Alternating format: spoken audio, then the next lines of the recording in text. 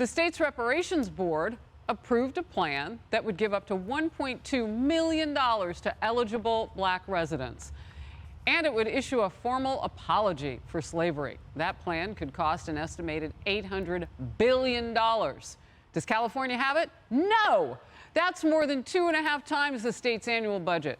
However, Governor Newsom is now refusing to endorse those massive handouts, telling Fox News Digital, here's a quote, "Dealing with that legacy is about more than cash payments. Instead," Newsom says, his administration is focused on, quote, "investing billions to root out disparities and improve equity in housing, education, healthcare, and well beyond." So it took this moment, Kaylee, for him to get there and say, I'm going to do my job, but not just for blacks in that state, do it for everybody. Yes, he's been intentionally silent. And then now this statement's intentionally vague. It's almost as if he wants 1 foot in, 1 foot out, and wants to see what the legislature does. He does, because he has a budget shortfall of billions of dollars, a massive deficit here.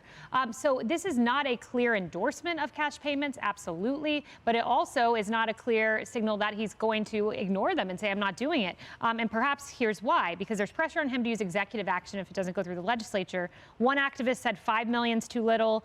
Another reparations task force member wants to increase the amount from $640 billion to $800 billion. So I think he's looking at this like, whoa, what do I do with this? Yeah. Emily, you see it a little bit differently. Yeah, this is part of our conversation a moment ago. So I took it as I agree with you, deliberately vague, because he's preserving his spot to say, oh no, I supported this the whole time. Yeah. But just, you know. You mean when you'll need black voters. Exactly. When you're running for president. Exactly. Again. And keep in mind that Vice President Harris, who shares a donor base with him, right? They come from the same sort of political foundation there in California. She has stated that she's for reparations. So, you know, he went on to say basically a bunch of mealy-mouthed, you can interpret it either way, but says, I look forward to a continued partnership to advance systemic changes that ensure an inclusive and equitable future for all Californians.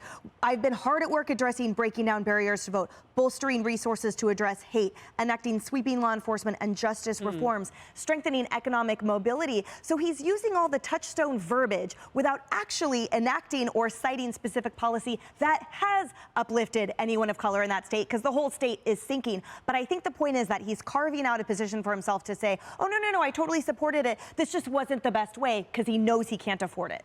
So, Kennedy, didn't he start this party, though?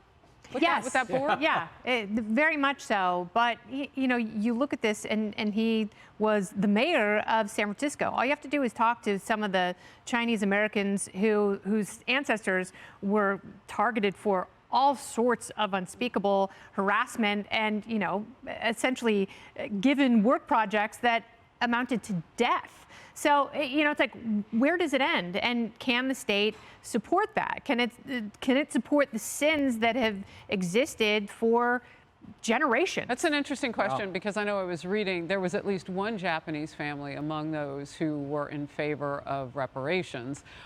So I mean, again, if you create a high tide, Emily, you lift up everybody. Right. Fix the economy in California. They've got a $22 billion deficit right now. There's that. So how on earth are they going to afford $800 billion? And does that mean that if I move to California now, that I will be eligible for a payment? And what is an eligible black person? Well, they have a board. The board is suggesting a genealogical review. Now, imagine what that costs. This is like DNA? Like blood? I guess. Well, they're going to have a genealogical board try to trace your ancestry to a slave. And if you're biracial, I mean, I got lots of questions. I mean. What if you have somebody who's just, you know, way down the line and they may have a black DNA, I don't know, 3 generations ago? Do they count? Stop thinking Senator Elizabeth Warren. Well, that's Native American. But where do you draw the line? And as Kennedy mentioned, Asian Americans suffered horrible indignities. Irish Catholics. I mean, people 100%. were Sicilians. I mean, they suffered horribly when they came.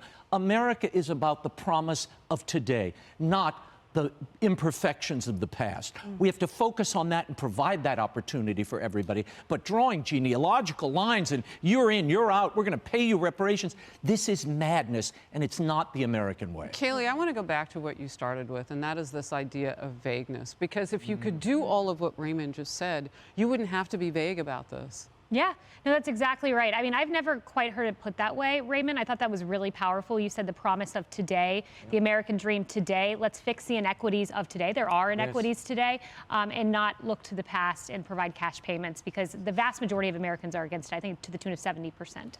All right, we'll move on.